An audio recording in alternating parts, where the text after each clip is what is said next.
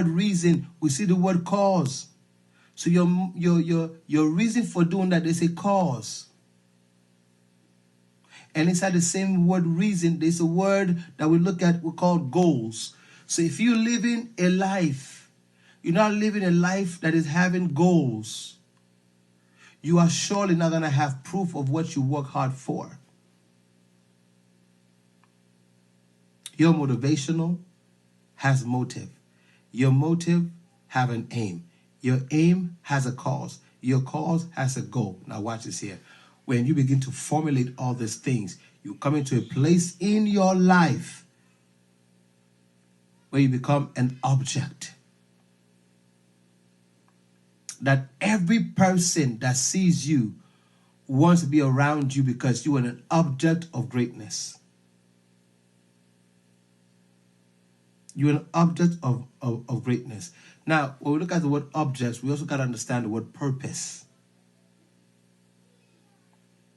So if you're going to live your life, you have to live your life on purpose. You have to live your life on purpose. So when we look back on that word, even that word purpose, we have to see the word determination.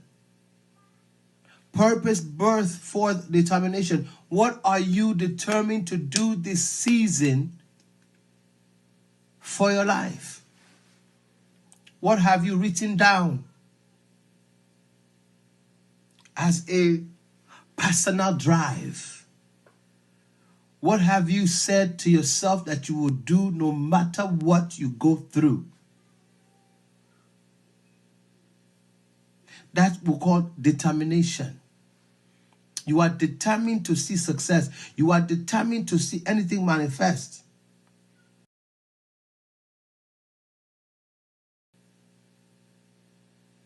Because when you're determined, you have persistence about you that nobody else knows. Persistence about you that others are doubting before, but now become more clearer. Right? When you're persistent, is where we got the word tenacity.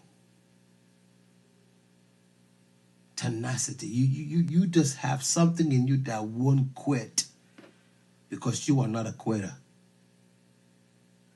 Because you are not a quitter, so everything inside of you. Imagine if you know, every single part of your flesh become madness for that one goal, that one thing that you want to accomplish in your life. Like we are talking about becoming so addicted to that thing that you want to do so bad that your tenacity, your effort, your strength, it all goes into that one solution, into that one thing. Have you ever placed your eggs in one basket?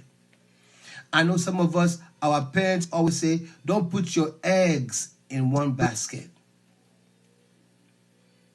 But have you ever given all of yourself into one thing? When we look at that word, giving yourself to one thing, we look at the word commitment. Commitment is so powerful. Many of us, we don't commit to anything. Commitment means promise, means vows, means pledge, means the word, assurance, right? So have you guaranteed somebody this season that you will committed to be with them, that you will committed to work with them? Because that's what commitment is. Commitment is a promise. And ladies and gentlemen, I want to tell you that when you made a promise to somebody, you made a promise at all, you cannot break the promise because you are breaking the potential. You are breaking potential. Many people, they break potential that watch it. When you break potential, you break the impact. But when you made a promise, you are now fulfilling the impact. Right? The ability, the talent. So promise comes with talent. Promise comes with talent. And talent can only be groomed by the potential that you have inside of you. Talent can only be groomed when you have a strong potential. Now we look at how certain people, they have no gift, no talent. But when you give them something, they have this potential to go beyond it.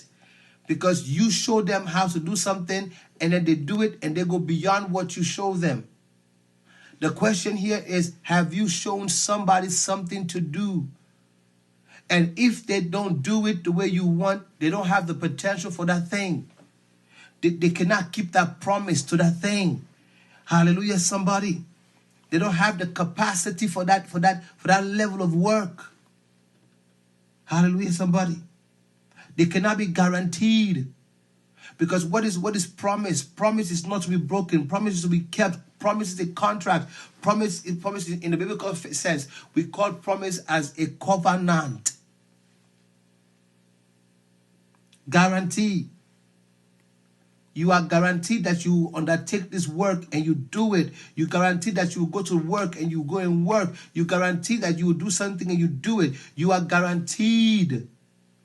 Imagine if your boss never guaranteed to hire you. Hallelujah. If your boss never guaranteed to hire you, where will you be now? Right? What is the reason for you to go to work? The reason for you to go to work, because you have an aim. You have an aim. Aim symbolizes, as we talked about it earlier, it's an end time, it's a goal. You have a goal to meet. If you are part of any team, if you start a business, you need to have a reason. Because the reason is to look at the end. Now, watch this here. The Bible said, greater is the thing of an end than the beginning. You want to see an end. That's the reason. That's the aim. Our aim is to see an end of one thing and then starts another. End of one thing and then starts another. We put our motive together. When we put our motive together, we are motivated, because the motive now has to run with the motivation.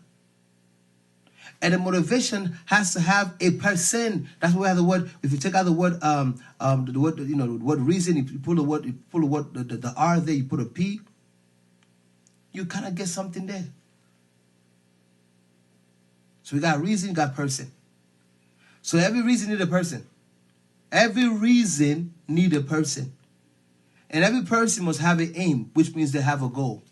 If you aim for something in life and you don't make it, because you only try one time. I was watching the Olympics video, because you know what I mean, I'm an old junkie. I love old stuff. Not because it's in the past. I love the future too. But I just wanted to find out how they were when they were creating this thing in the past. And then how it will look like when they come into the future.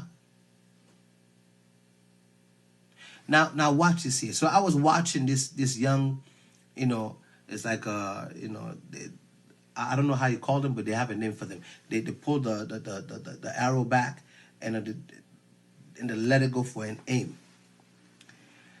And this young lady says that she spent 12 hours a day throwing arrows. Imagine 12 hours in a day. She spent 12 hours in a day throwing arrows to aim.